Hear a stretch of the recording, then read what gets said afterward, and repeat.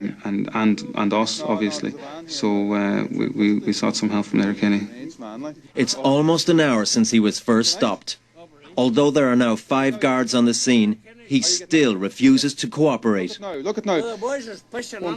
There's 5 guards. 5 guards here. I don't care, it's 55. No. I'm finished. Right. I know I'm finished tonight. You're not finished. When you pulled me in tonight, you're not finished. I know you're I'm finished. Eamon has one last go at persuasion. I have asked you 20 times at least. No. To step out. Listen to me. To step out from the car. The other gentleman has asked you several times to step out of the car, okay? Now, it's going to have to go down the route of physically removing you from the car, which is going to risk your health, okay? Do you understand me? Now, you are leaving us with absolutely no alternative. Anyway. You are leaving us with no alternative. That's right. Right. He was a danger to people on the roads. He had to be dealt with. And he had to be taken out of the car. Short of us getting a tow truck and lifting him on the back of it, there was no other option to that. So are you satisfied that we're going to have to physically remove you from the car? He still refused point blank to get out of the car, and time was ticking now. An hour had passed since we had stopped him, and enough was enough. We said, okay, it's time to take him out of the car, and we did. Come on, out you get. Out. Stand him up, that's it. Get your feet under you. No. Some people may see him as being, an elderly gentleman who was just out for a drink. He'd had a considerable amount of drink, which really was having an effect on his driving. He's on the same road as you and I, and that's what you're going to be meeting unless we put a stop to it. We can't draw a line as regards age group when it comes to drinking and driving. It's one rule for all. Young drivers tended to heed the message about drink driving. In the main, there's exceptions to every rule.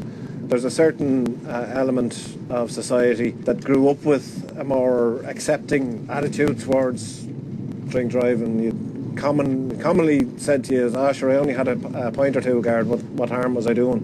It still hasn't hit home. You could say some people may have been doing it for maybe 20, 30 years, and they think, I haven't had an accident. It's not going to happen to me.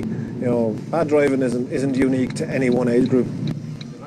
Back at Letterkenny Garda Station, and the driver still refuses to cooperate. Get your feet under you. Get your feet under you.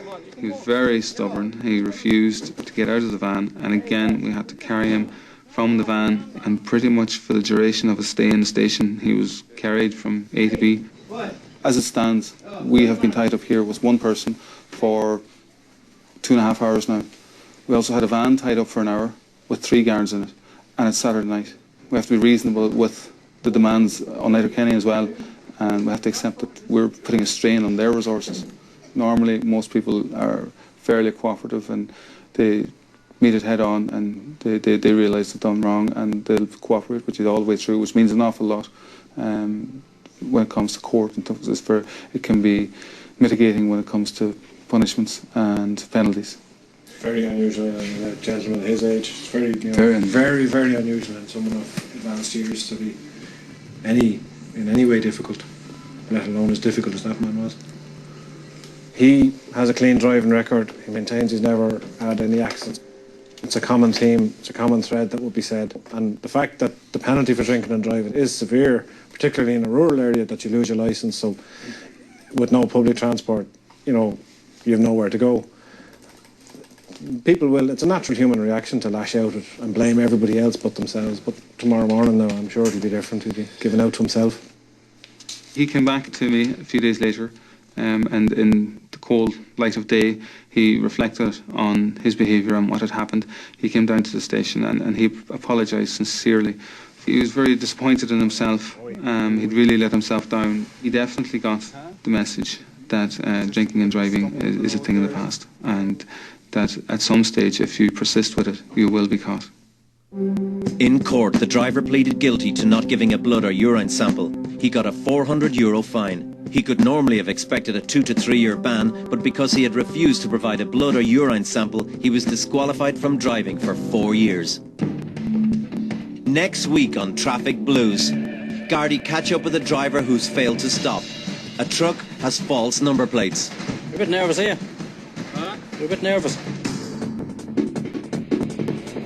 and a van runs out of diesel on the M50. There's a backlog caused here already because you're stuck on the motorway.